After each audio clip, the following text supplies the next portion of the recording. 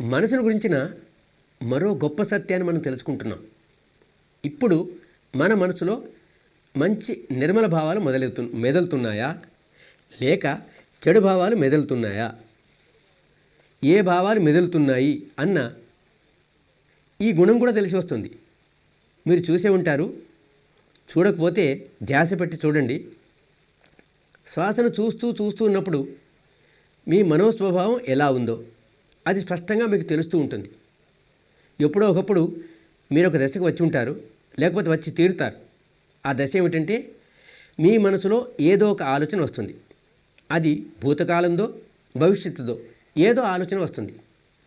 ఆ ఆలోచన పూర్తి కాకముందే ఇంకో ఆలోచన తలెత్తుతుంది. దానిలో కూడా ఒక వాక్యం పూర్తి కాకముందే ఇంకో ఆలోచన వస్తుంది. ఈ ఆలోచనలలో ఒకదానికొకటి సంబంధం ఉండదు. ఒకదానికొకటి తలాతోకా లేకుండా ఆలోచనలు వస్తుంటాయి. ఏవేవో ఆలోచనలు మనసులో మెదులుతుంటాయి.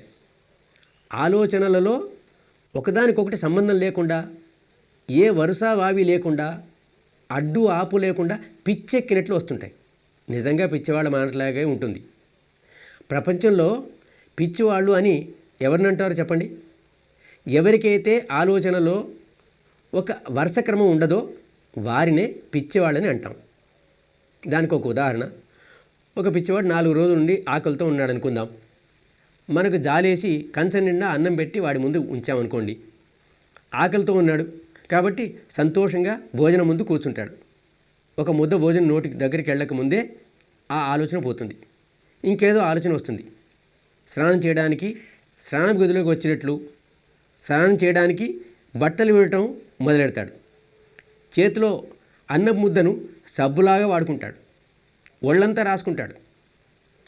ఈ పని పూర్తి కాకముందే ఇంకో ఆలోచన వస్తుంది.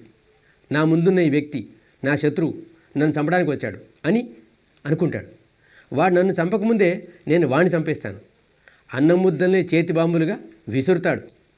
అన్నమంతా విసిరిస్తాడు. అలా ఆకలితో మలమల మాడుతూ ఉండిపోతాడు కదా. అటువంటి వాడిని పిచ్చివాడంటాం కదా. అలాగే మనమందరము మనసును చూస్తూ ఎటువంటి పిచ్చి మనసుతో తిరిగాడుతున్నామో తెలుసుకుంటాం. ఒక మాటకు ఇంకొక మాటకు సంబంధం ఉండదు.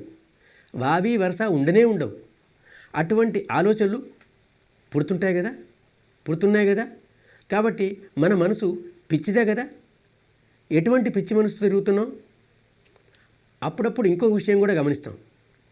ఏదో ఒక మాట పట్టుకొని దాని గురించే ఎడదేయకుండా ఆలోచిస్తూ పోతాం.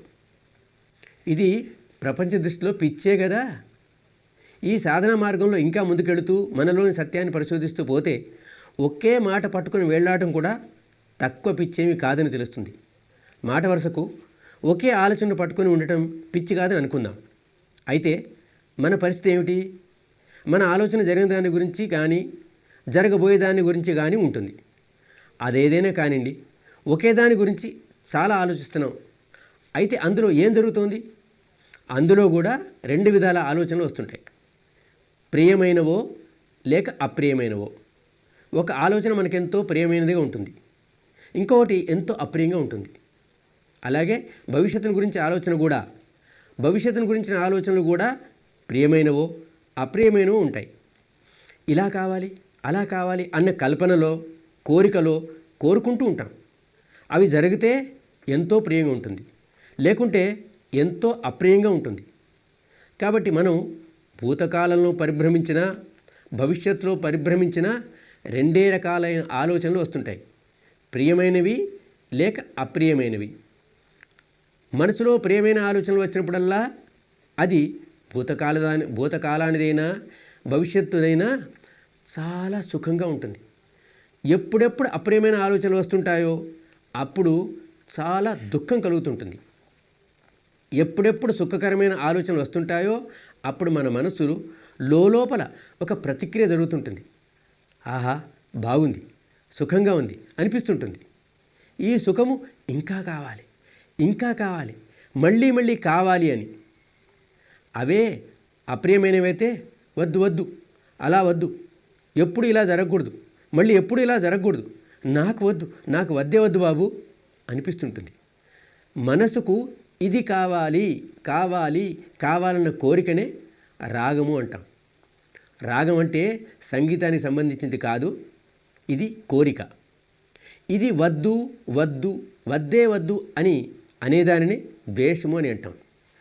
కాబట్టి ప్రతి క్షణము మన మనసు ఆలోచించేదంతా ప్రియమైన అంటే ఇష్టమైన దాని గురించో, అప్రియమైన అంటే ఇష్టం లేని దాని గురించో మాత్రమే. ప్రియమైనది అయితే రాగం పుడుతుంది, అప్రియమైనది అయితే ద్వేషం పుడుతుంది. మన మనసు ప్రతి క్షణం అలా రాగద్వేషాల్లో పొరలాడుతూ మోహమూఢమై తను ఏమి ఆలోచిస్తుందో కూడా తెలుసుకునే స్థితిలో ఉండదు. రాగమో ద్వేషమో మనసులో ఉంటాయి. మన మనసులో పుట్టే మిగతా వికారాలన్నీ కూడా ఈ మూడింటి సంతానమే సుమా. మన మనసు పరిస్థితి చూశారా? ఎప్పుడు చూసినా రాగరంజితమయ్యో, ద్వేషదూషితమయ్యో, మోహ విమూఢితమయ్యో ఉంటుంది. పాపం, దానికి విశ్రాంతి ఎక్కడుంది? సుఖశాంతులు ఎక్కడున్నాయి? తన స్వభావాన్ని మార్చేటంత వరకు దానికి సుఖశాంతులు ఉండవు. ఎలా మార్చగలుగుతాం? దాని స్వభావాన్ని ఎలా మార్చాలన్నదే ఈ సాధనంతా.